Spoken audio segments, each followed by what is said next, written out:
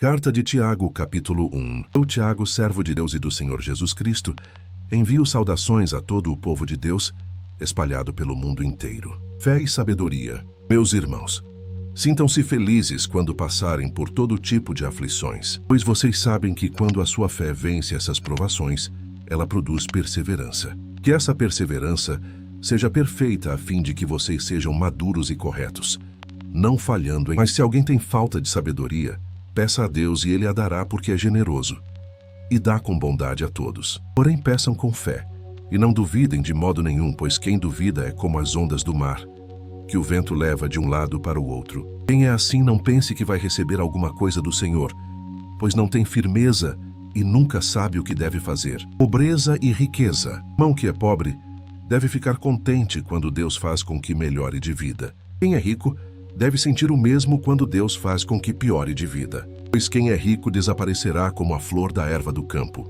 Quando o sol brilha forte e o seu calor queima a planta, aí a flor cai e a sua beleza é destruída. Do mesmo modo, quem é rico será destruído no meio dos seus negócios. Feliz é aquele que nas aflições continua fiel, e depois de sair aprovado dessas aflições, receberá como prêmio a vida que Deus promete aos que o amam. Quando alguém for tentado, não diga: esta tentação vem de Deus, pois Deus não pode ser tentado pelo mal e Ele mesmo não tenta ninguém. As pessoas são tentadas quando são atraídas e enganadas pelos seus próprios maus desejos. Então esses desejos fazem com que o pecado nasça.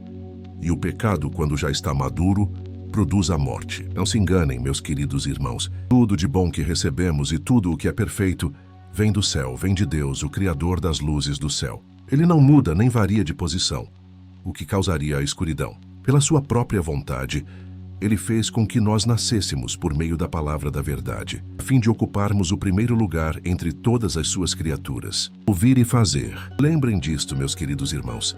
Cada um esteja pronto para ouvir, mas demore para falar e ficar com raiva, porque a raiva humana não produz o que Deus aprova. Ou provar-lhe que a fé sem ações não vale nada. Como é que o nosso antepassado Abraão foi aceito por Deus? Pelo que fez quando ofereceu o seu filho Isaque sobre o altar. Veja como a sua fé e as suas ações agiram juntas. Por meio das suas ações, a sua fé se tornou completa. Sim, aconteceu o que as Escrituras Sagradas dizem. Abraão creu em Deus e por isso Deus o aceitou. E Abraão foi chamado de amigo de Deus. Vocês veem que a pessoa é aceita por Deus por meio das suas ações, e não somente pela fé. Foi o que aconteceu com a prostituta Raabe, quando hospedou os espiões israelitas e os ajudou a sair da cidade por outro caminho. A aceitou pelo que ela fez. Sim, como o corpo sem o espírito está morto, sim também a fé sem ações está morta. Para a língua. Meus irmãos, somente poucos de vocês deveriam se tornar mestres na igreja, pois vocês sabem que nós, os que ensinamos,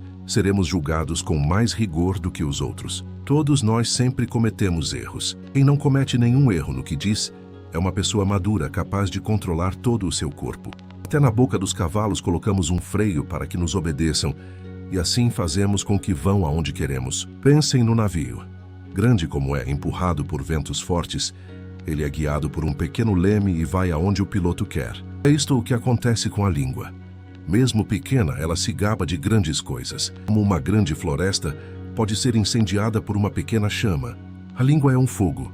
Ela é um mundo de maldade, ocupa o seu lugar no nosso corpo e espalha o mal em todo o nosso ser. Com o fogo que vem do próprio inferno, ela põe toda a nossa vida em chamas. O ser humano é capaz de dominar todas as criaturas e tem dominado os animais selvagens, os pássaros, os animais que se arrastam pelo chão e os peixes. Mas ninguém ainda foi capaz de dominar a língua.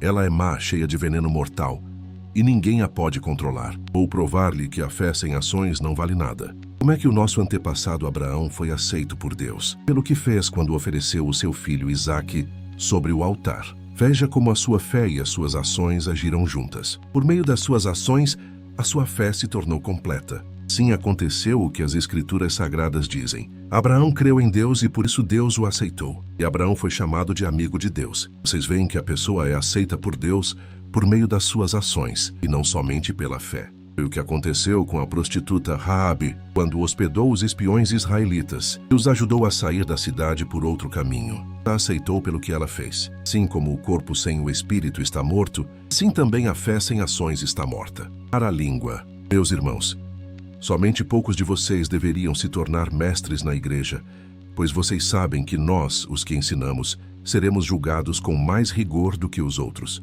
Todos nós sempre cometemos erros. Quem não comete nenhum erro no que diz, é uma pessoa madura capaz de controlar todo o seu corpo.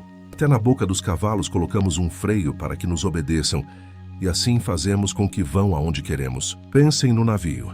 Grande como é, empurrado por ventos fortes, ele é guiado por um pequeno leme e vai aonde o piloto quer. É isto o que acontece com a língua. Mesmo pequena, ela se gaba de grandes coisas. Como uma grande floresta pode ser incendiada por uma pequena chama. A língua é um fogo. Ela é um mundo de maldade, ocupa o seu lugar no nosso corpo e espalha o mal em todo o nosso ser. Com o fogo que vem do próprio inferno, ela põe toda a nossa vida em chamas. O ser humano é capaz de dominar todas as criaturas e tem dominado os animais selvagens, os pássaros, os animais que se arrastam pelo chão e os peixes. Mas ninguém ainda foi capaz de dominar a língua. Ela é má, cheia de veneno mortal, e ninguém a pode controlar, ou provar-lhe que a fé sem ações não vale nada. Como é que o nosso antepassado Abraão foi aceito por Deus? Foi pelo que fez quando ofereceu o seu filho Isaque sobre o altar. Veja como a sua fé e as suas ações agiram juntas. Por meio das suas ações, a sua fé se tornou completa. Assim aconteceu o que as Escrituras Sagradas dizem. Abraão creu em Deus e por isso Deus o aceitou. E Abraão foi chamado de amigo de Deus. Vocês veem que a pessoa é aceita por Deus por meio das suas ações e não somente pela fé. Foi o que aconteceu com a prostituta Raabe quando hospedou os espiões israelitas e os ajudou a sair da cidade por outro caminho. A aceitou pelo que ela fez. Assim como o corpo sem o espírito está morto, assim também a fé sem ações está morta. Para a língua, meus irmãos, somente poucos de vocês deveriam se tornar mestres na igreja, pois vocês sabem que nós, os que ensinamos, seremos julgados com mais rigor do que os outros. Todos nós sempre cometemos erros. Quem não comete nenhum erro no que diz, é uma pessoa madura capaz de controlar todo o seu corpo. Até na boca dos cavalos colocamos um freio para que nos obedeçam, e assim fazemos com que vão aonde queremos. Pensem no navio. Grande como é, empurrado por ventos fortes, ele é guiado por um pequeno leme e vai aonde o piloto quer. É isto o que acontece com a língua. Mesmo pequena, ela se gaba de grandes coisas. Como uma grande floresta pode ser incendiada por uma pequena chama. A língua é um fogo.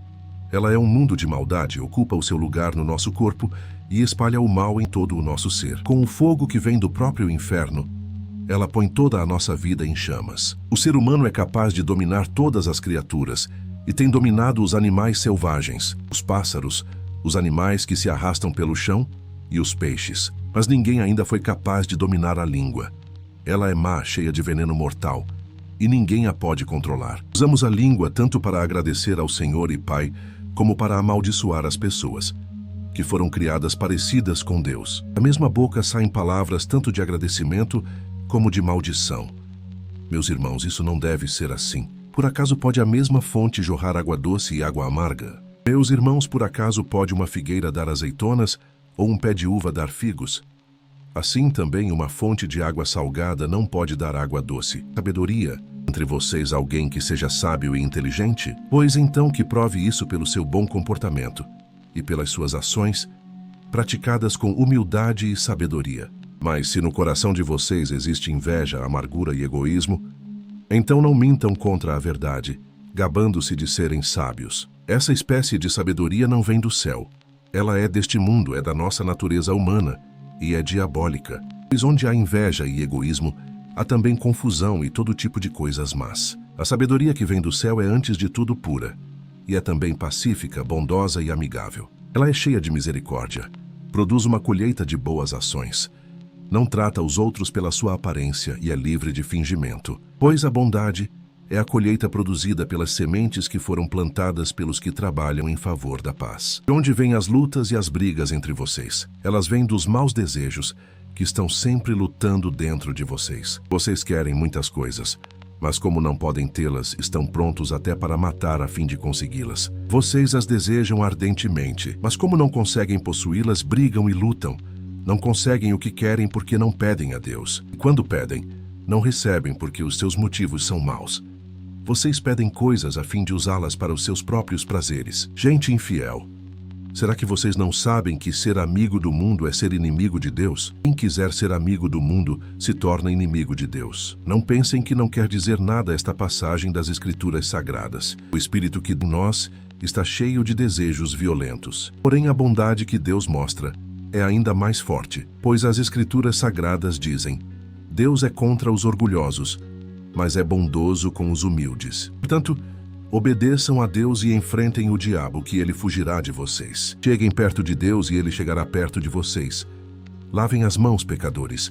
Limpem o coração, hipócritas. Fiquem tristes, gritem e chorem. Mudem as suas risadas em choro e a sua alegria em tristeza. Humilhem-se diante do Senhor, e ele os colocará numa posição de honra. O hábito de julgar os meus irmãos, não falem mal uns dos outros. Quem fala mal do seu irmão em Cristo ou o julga, está falando mal da lei e julgando-a. Pois, se você julga a lei, então já não é uma pessoa que obedece à lei, mas é alguém que a julga. Deus é o único que faz as leis e o único juiz. Só Ele pode salvar ou destruir. Quem você pensa que é para julgar os outros? O futuro a Deus pertence. Agora escutem.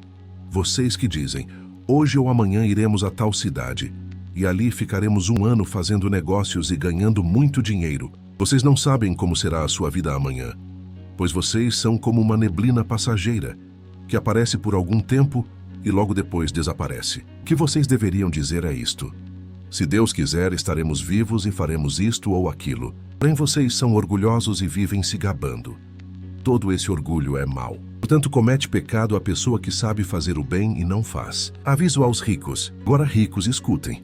Chorem e gritem pelas desgraças que vocês vão sofrer. Riquezas estão podres, e as suas roupas finas estão comidas pelas traças. O ouro e a sua prata estão cobertos de ferrugem, e essa ferrugem será testemunha contra vocês, e como fogo comerá o corpo de vocês. Nestes últimos tempos, vocês têm amontoado riquezas, e não têm pago os salários das pessoas que trabalham nos seus campos. Escutem as suas reclamações.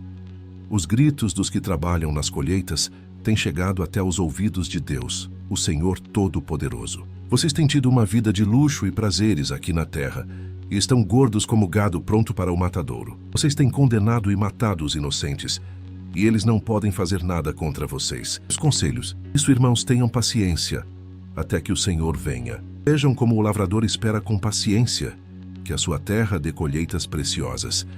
Ele espera pacientemente pelas chuvas do outono e da primavera. Vocês também precisam ter paciência.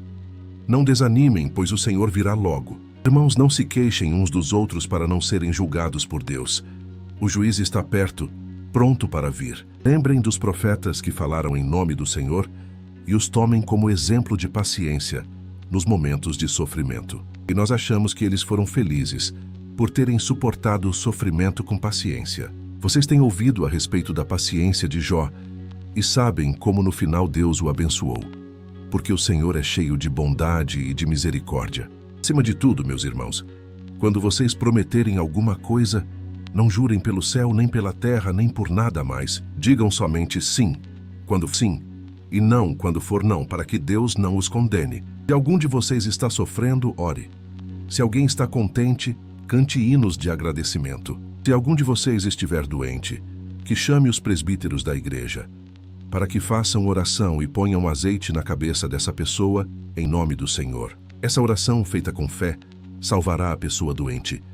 O Senhor lhe dará saúde e perdoará os pecados que tiver cometido. Tanto confessem os seus pecados uns aos outros e façam oração uns pelos outros, para que vocês sejam curados. A oração de uma pessoa obediente a Deus tem muito poder. O profeta Elias era um ser humano como nós. Ele orou com fervor para que não chovesse, e durante 3 anos e meio não choveu sobre a terra. Depois orou outra vez, e então choveu e a terra deu a sua colheita. Meus irmãos, se algum de vocês se desviar da verdade e outro o fizer voltar para o bom caminho, lembrem disto: quem fizer um pecador voltar do seu mau caminho, salvará da morte esse pecador, e fará com que muitos pecados sejam perdoados.